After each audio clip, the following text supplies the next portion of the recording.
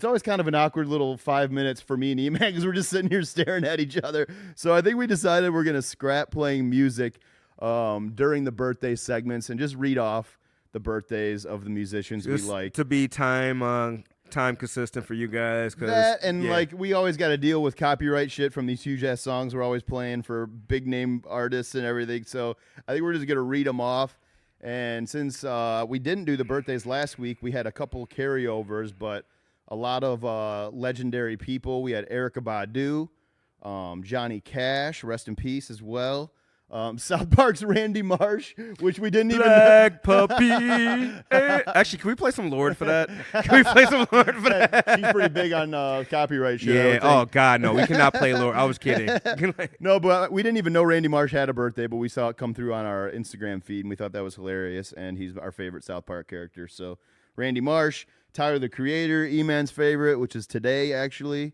The man himself, Method Man, Ja Rule, Jason Newsted from Metallica, LP from Run the Jewels, Bobby Womack, also rest in peace, Shaq, and then Ernie Isley from the Isley Brothers. So, yeah, we are just going to go skip right on into the beer. So, E-Man, tell us what you brought today. We're going to get a little bit heavy today. We got dessert in the Craziest itch on can my there, ankle. boy. Yeah, man. Over here we got from Grand Armory Brewing. We have the Fluffer Nutter Butter Peanut Butter Marshmellow Stout. Oh, man, I'm excited for this. Yeah, me too. Going by Untapped, we're looking at 6.9 ABV, 25 IBUs, 3.98 rating. This handcrafted milk stout is packed with flavorful amounts of creamy peanut butter and toasted marshmallow. That's all it says. And when we get a little trip or a little sip of these, this song just made me. I am expecting like a little bit of diabetes in the can, but I love this thing. Like it's just a hint. The name of the beer reminded me of Gooey by Glass Animals, so I'm gonna play a little bit of Gooey for you guys while we are sipping on this beer and getting a little taste of it. And let's try Cheers. these babies out. Oh yeah, cheers, buddy. Salud.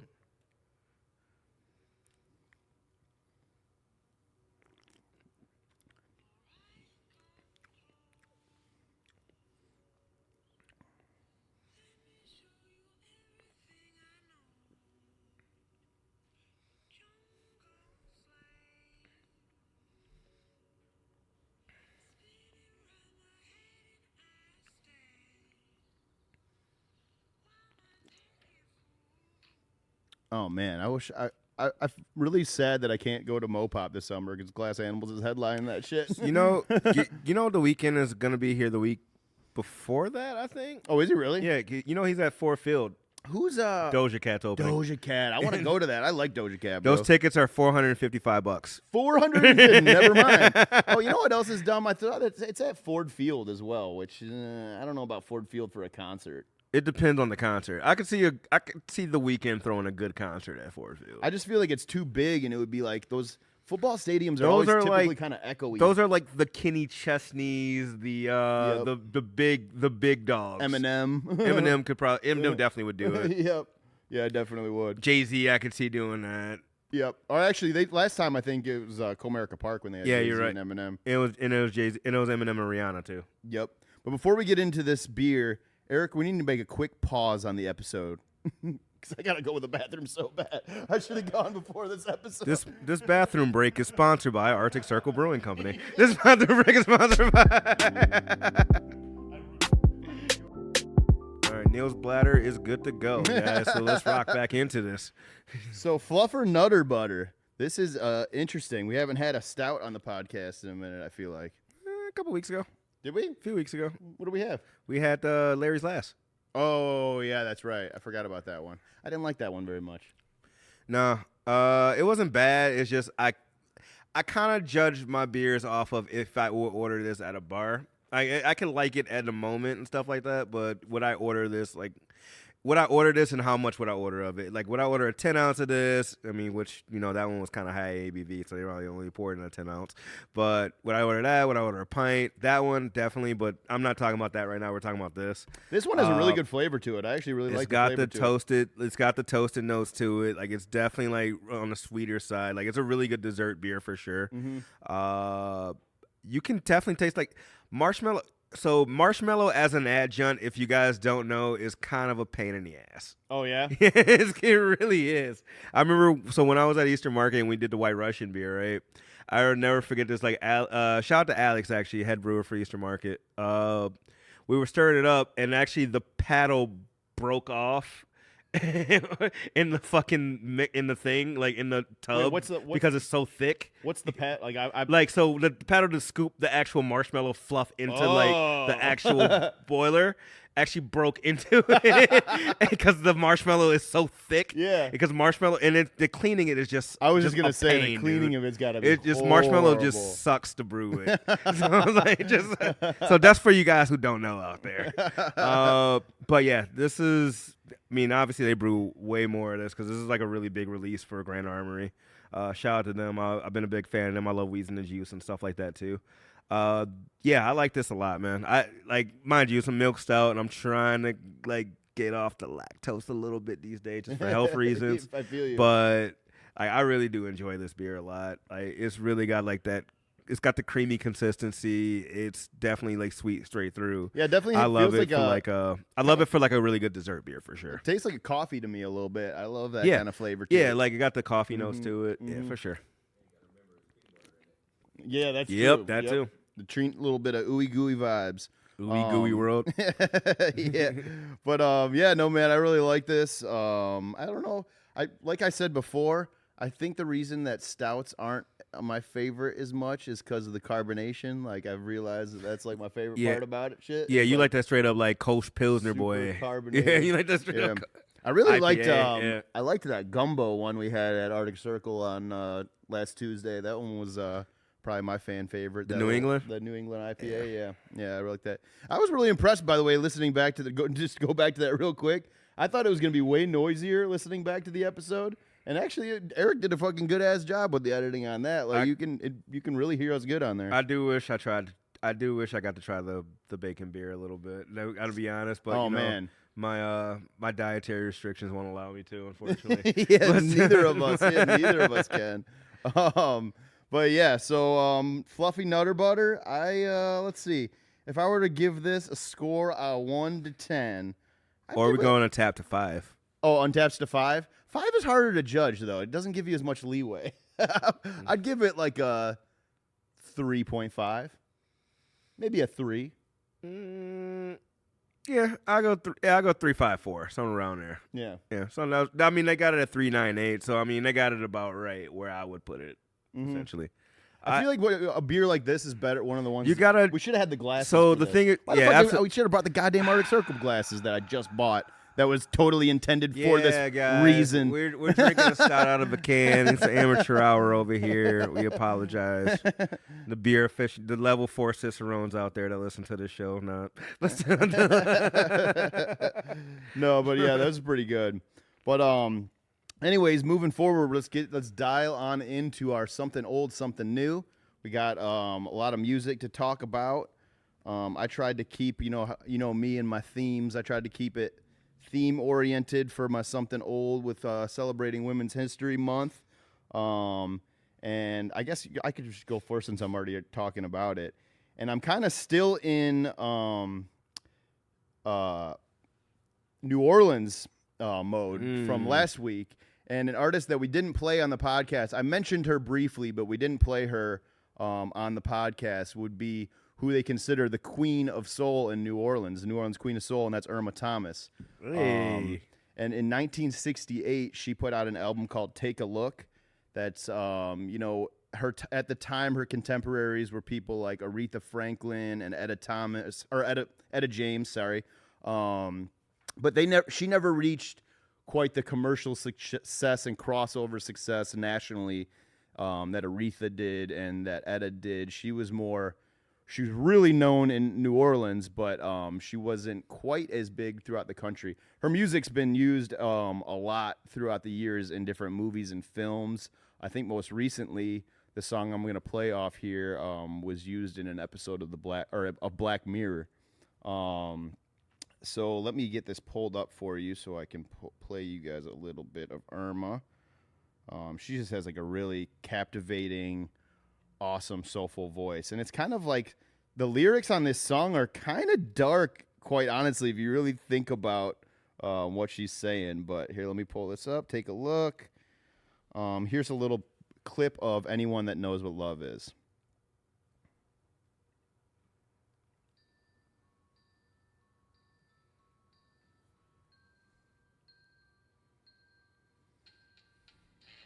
Whoa. I got that one turned up a little too loud.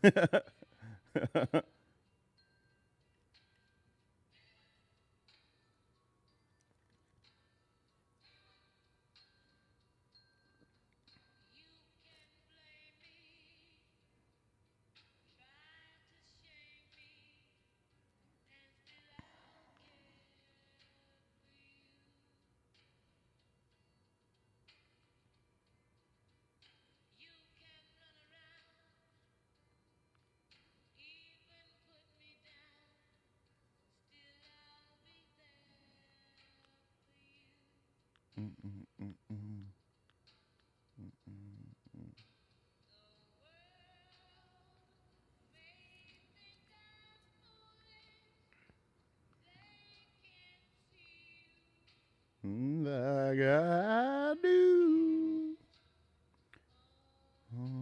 But anyone who knows what love is will understand.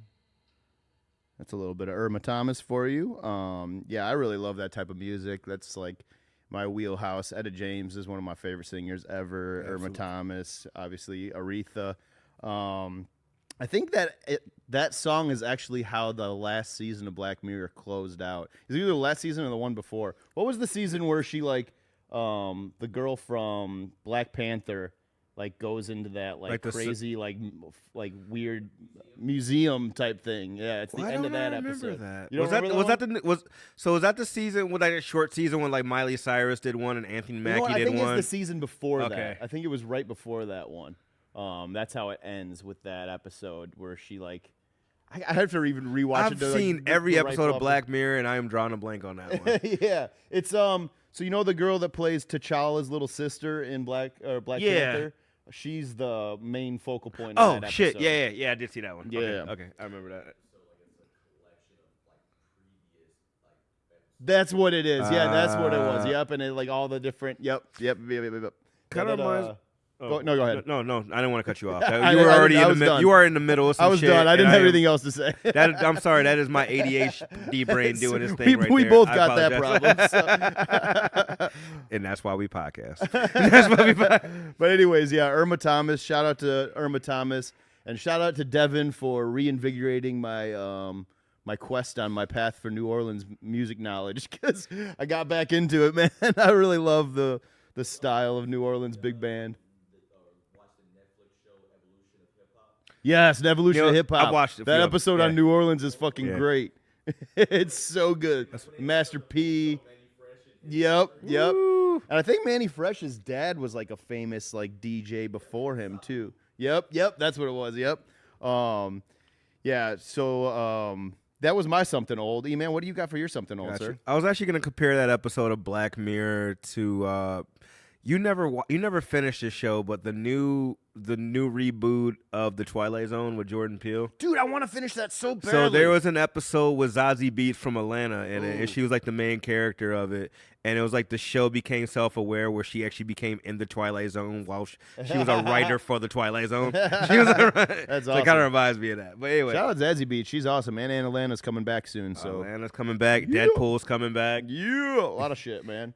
Anyways, what you got for All us? right, man. So I actually decided to go to my middle school days actually for this one. I like it. I decided to go in an artist that is actually, I feel like, is on a fucking tear. He's been on a tear his whole career. Mm-hmm. The dude has beat the video game of life. Yep. And is just doing side quests at this point in his career. I decided to go with his seventh studio album, Snoop Dogg's R&G Rhythm and Gangsta, Oh, I love that album. masterpiece.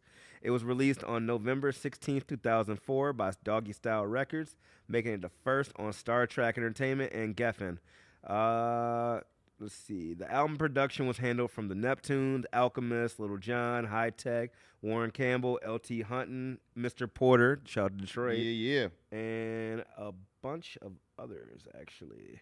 Let's see. Snoop had the fucking Bee Gees on this album, bro. That's what I was actually about to go into, and that's actually the song I was gonna play, by the way. So it came up on a random playlist, and I was just in a mood. I don't know why. I was just like, I've been on a big Snoop kick on my like long drives. Hell yeah. And that's kind of when I texted you, like, I really want a 420. I really want to do a Snoop appreciation. I'm down with that. Because I don't think it should go.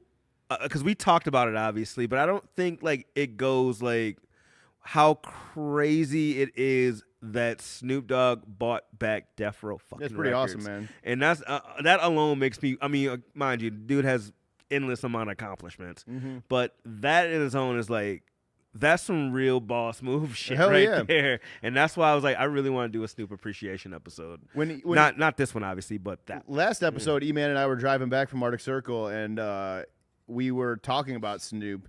And we were like, we came to the conclusion that we think that Snoop Dogg is the most famous rapper that ever There is existed. no way in hell Snoop Dogg is not the most famous rapper to walk this earth. Yep. Like He every is. like I'm trying to Everybody knows think. him. My grandma knows him. Like I'm trying to think of a more famous. I mean, obviously you got like better rappers per se, For but sure. there's But not no one like more notoriety than Snoop Dogg Nope. for sure. Definitely not.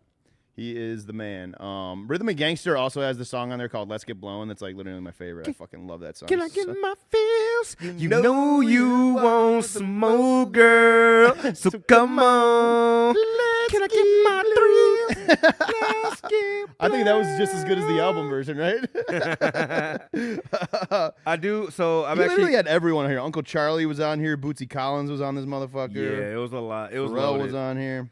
It was loaded. Lil man. Jon Trina. The song I am going to play is Ups and Downs. So, the album's fourth and final single, Ups and Downs, featuring the Bee Gees, was released on August 15th, 2005. The song was produced by Warren Campbell and features... I didn't know that was a single. It was a sample of the Bee Gees hit Love You Inside Out. The song charted in several countries, but it didn't match the success from the previous singles because Drop It Like It's Hot was also on this fucking album. So, that one was out of here. Dude, that might be Snoop Dogg's biggest song. Drop It Like It's Hot. Over commercial success was? This over the one with Dre off The Chronic. Oh yeah, you're This probably, and like that and like this and yeah, maybe that. that's or next it's episode. close. It's pretty close. That song was massive. That was such a big ass hit. What is Snoop's biggest song now? Now this is the question. It's probably like Beautiful. It would probably be between just Beautiful, want you to Drop know. It Like It's Hot, G Thing, Next Gin and Juice? Episode, and Gin and Juice. Those would probably be the 5 top ones. What You the know hell what? is that noise? Anyone else hear that? I don't know. Like a rattling or something. Oh, Is that one it of the just pipes? stopped. Oh man, you can tell we back in Detroit. Old studio You can vibes. tell we back in Detroit. I love this shit, dog. It gives it character. But anyways, yeah, so Snoop Dogg, I didn't even realize that this song that we're about to play was released as a single. I didn't know that at all. Yeah, it was like the last single off of it. Maybe I'll remember. I do remember more the if I- video because the video was in black and white. I'll be honest, I don't remember it, so let's play it a little bit. Here's Ups and Downs featuring the Bee Gees out of Snoop Dogg off of Rhythm and Gangsta. The masterpiece.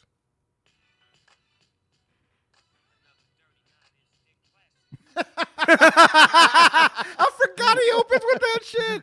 A 39-inch dick classic. Oh shit.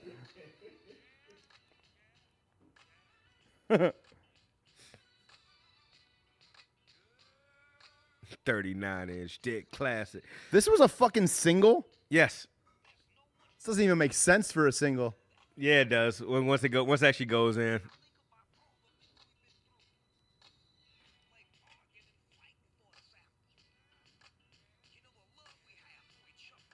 This is the intros.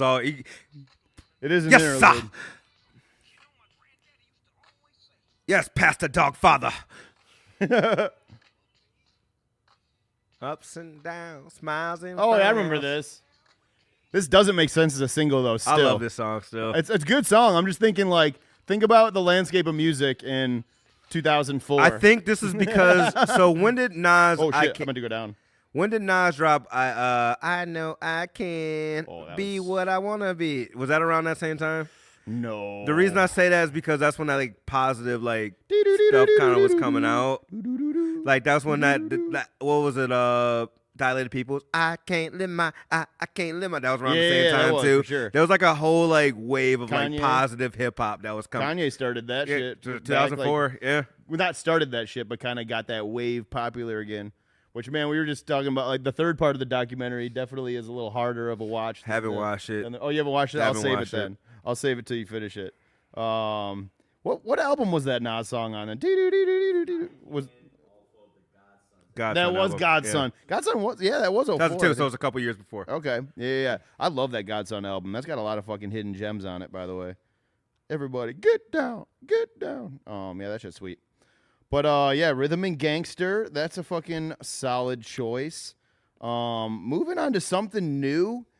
I honestly was more of like a single driven week for me. So there is a couple albums that I want to get to, but I haven't had enough time to listen to I got them. one particular one that I fucking loved that came out. That I'll mention that. I'll mention it, but I want to give it a full breakdown next week or something like that. Yeah, I want to get to the ones that I've only skimmed through or listened to like loosely. Is the Cool Kids. Cool Kids is the one I Shout want to out talk to about. Chuck English, Sir Michael. And then the Diplomatic Immunity album by Smoke DZA and Nim Low. I would like to get to that as well. Before shit got weird, it was arguably was like one of the best surprise releases I think I got in a long time. Oh, before shit got weird. Before shit got weird, the Cool Kids album. That was Yep. probably one of the best surprises. I knew they were gonna drop something. I didn't think. Well, I didn't know it was coming out that quick. yeah, that's one thing. And then I didn't realize how much I needed this album in the time that it came out. Mm-hmm. And when things are getting fucking weird in the world. When things already are weird in the world. Yeah. I do love like the little ads they did in the out, like the little promos, like well, I forgot what it was called. It was supposed to be a Boost Mobile ad, but it was like some weird, like twisted way of it. Yeah. Anyway, I love like the little skits they did. Like it was like really nostalgic of like the blog era because that's when the Cool Kids were popping out and stuff like that. Like this. Oh man, I can't wait to give a full breakdown. Of this Yeah, I next week. definitely want to get back to it next week. I know my favorite track that stands out. My bad to cut you off. No, you're good. But my favorite track that stands out of it already, though. By the way, Chance has been on a tear for features the past couple ones I've heard. I gotta throw it out there because this one was great too. Mm-hmm. But I really enjoy the what was it? Not Strictly Business. That was dope too. But the Triumph too with the Pac Division and Don Cannon. Mm-hmm. That track was fine because it's crazy hearing from Pac Division too because that was another one that kind of like came around that same era. Yeah, one thing I gotta say, like, cause I can't really get into the breakdown too much yet, because I've only listened to a few songs. But one thing that I would like to say about the Cool Kids is something, that a theme that's been brought up on the podcast a lot recently is the way people make music and not riding trends and being your own artist. And I feel like, and a lot of something that we've said a lot is make the music that you want to hear. That's advice that people have been given in music forever. Make what you want to hear. Jay-Z gave that advice to Kendrick. I was just mentioning this on the podcast last time, that like Kendrick shouted out Jay-Z for telling him, you know, if you're gonna go left, do it early so that your fans can't box you in. But the Cool Kids, I feel like they've always been front runners of making their own sound in hip hop. Like they've always had their own style.